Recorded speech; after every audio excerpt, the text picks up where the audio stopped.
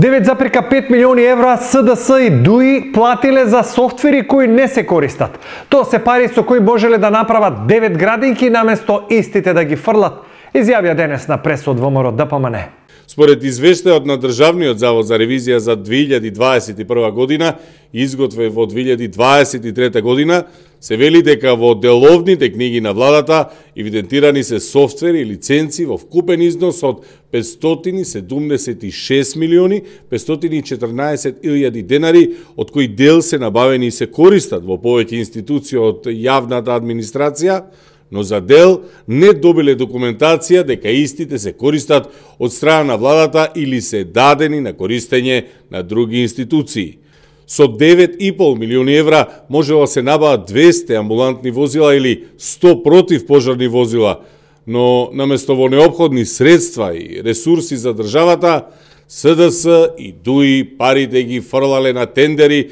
за софтвери кои никогаш и не профункционирале.